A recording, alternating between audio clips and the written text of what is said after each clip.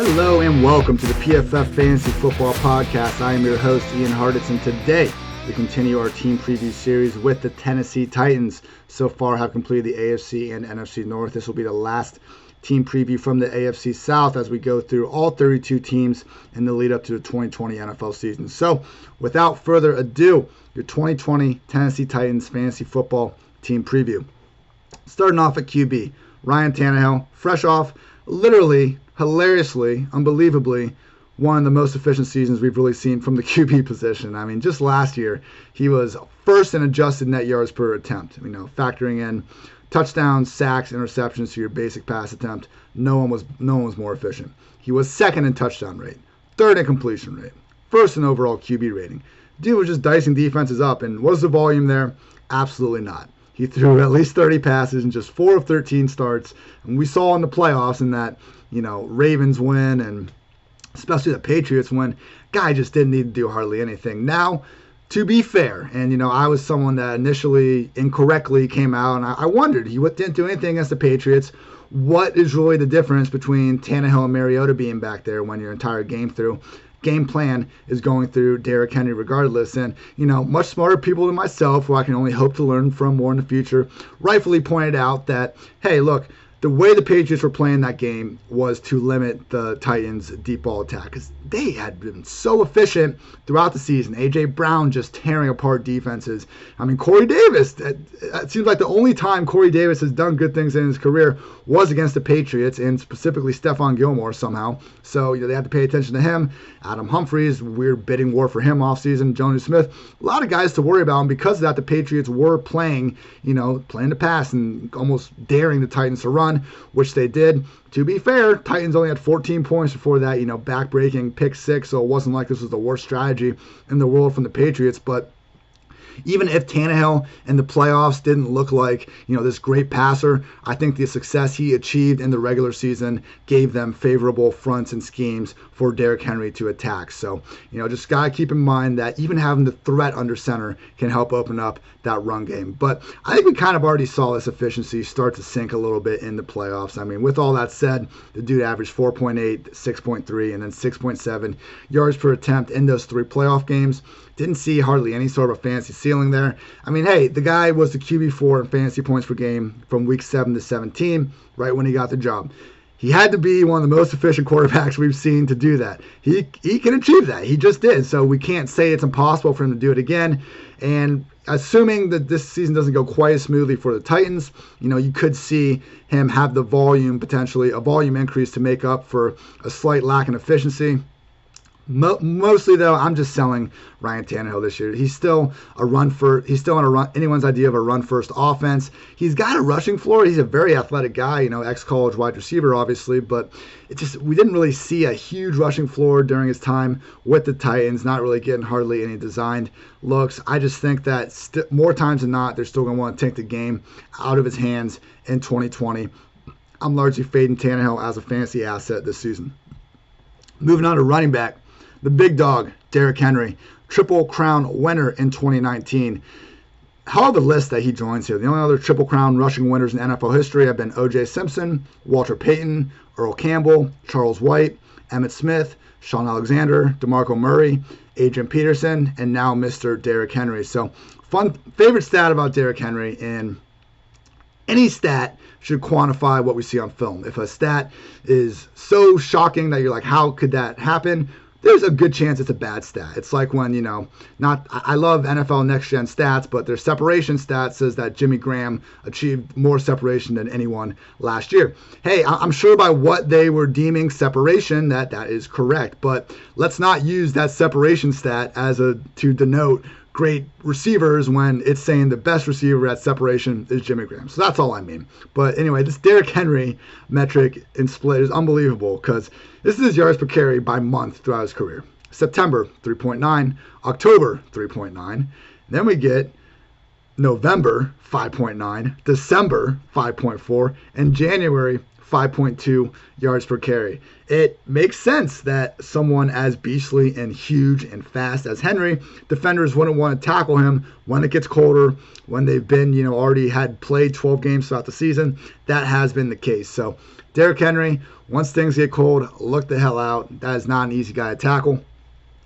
And I think the idea that he's this game script dependent back is a little bit overrated. He had at least 16 touches in every single game last season, regardless of if the Titans were up or down. He got the ball 16 plus times. And yeah, he lost snaps to Dion Lewis when they entered negative game script situations, but all in all, play at least 60% of the offensive snaps in 13 of 18 games. Hardly anyone around the league can boast that. I mean, he's pretty much got a Joe Mixon-esque workload with, 20 fewer targets. And I kind of wish they would give him more targets. No, Derrick Henry is never going to be a guy that lines up in the slot, runs some beautiful pivot route that, everyone's rushing to rip off and post on the old Twitter sphere.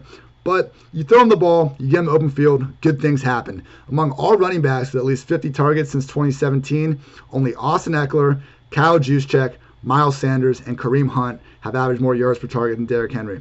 Get this dude 2 or 3 screens per game. That's all we're asking. A little bit more than the 1.2 targets per game he had last year. Just 2 or 3. That's all I'm saying. So the hidden thing in this backfield, though, I mean, Derrick Henry, we know we're getting there. Absolute monster. He's to get the ball all the time.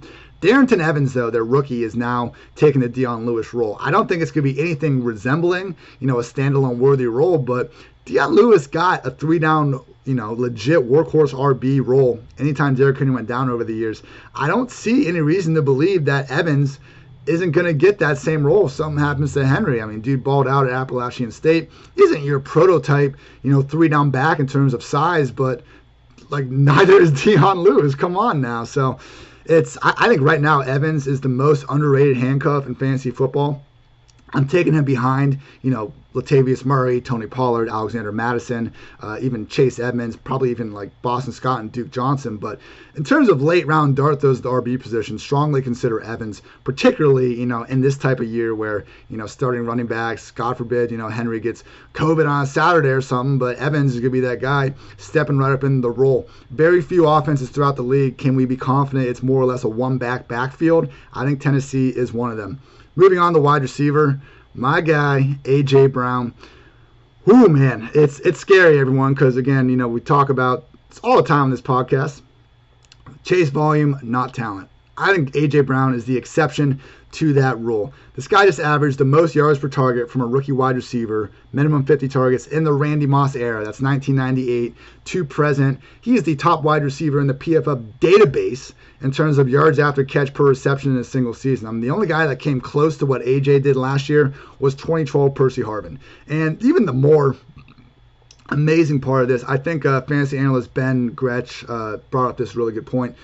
It's not like A.J. Brown had got, these screens or, tap passes that guys get those, and then because you're getting the ball at the line of scrimmage, an 8-yard gain, you're getting massive yak numbers. That's Golden Tate's amazing after the catch, but we saw him, in Detroit, always at the top of the leaderboard with stuff like that. It can be a little bit skewed sometimes by your average target depth.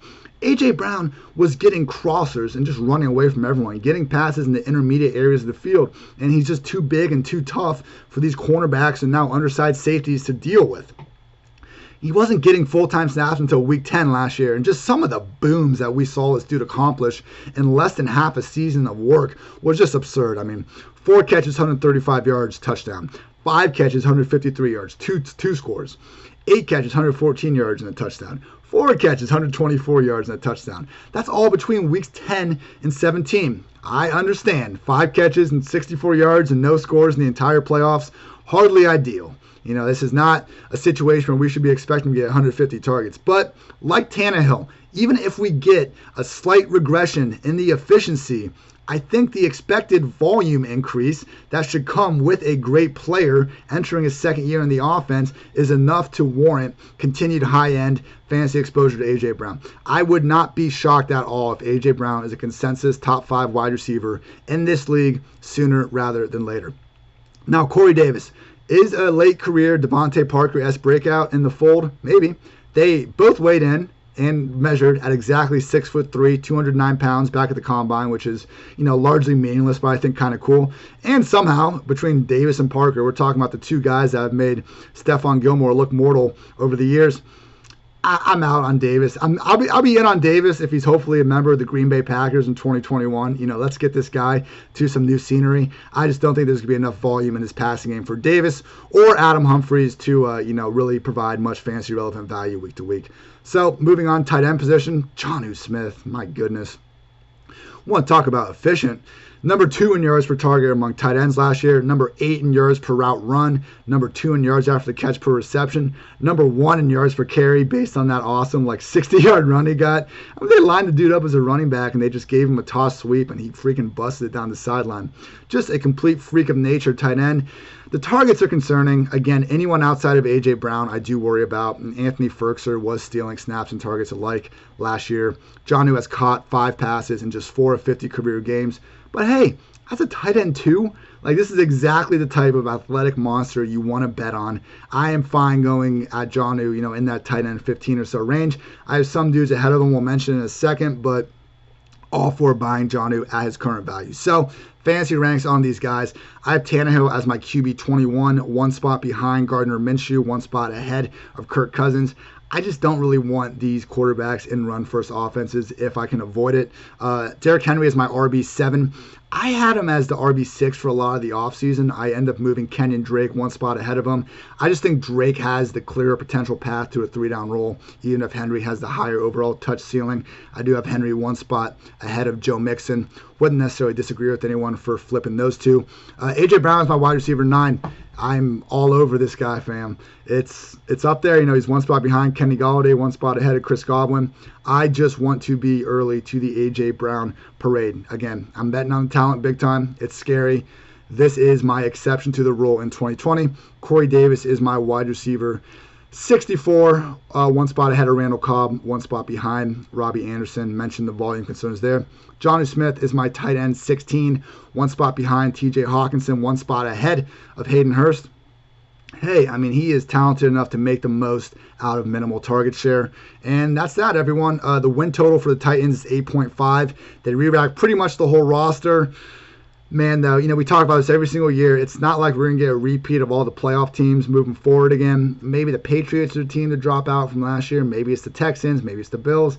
I do tend to think it's the Titans. Kevin Byard, one of the most underrated players in the game. Maybe the defense can just kind of continue to, I think, outperform the sum of its parts. But it's just expecting Tannehill to again work as one of these top quarterbacks in the entire league is a little too much of a leap of faith for me to make. I'm going to take under the 8.5 win total. Honestly, I would say the AFC South out of all these divisions is maybe the one I'm the least confident in projecting, the top 1 through 4 order. But I would have to go with the under here, 8.5. So thank you all for tuning in. This has been the 2020 Tennessee Titans Fantasy Football Team Preview. I'm Ian Hartitz, and I hope all of you have a great rest of your day. Thanks for watching the PFF YouTube channel. And if you want to subscribe, all you have to do is push the button. Don't forget everything you get. A little fantasy, push the button. A little green line for the gambling aspects of the game, push the button.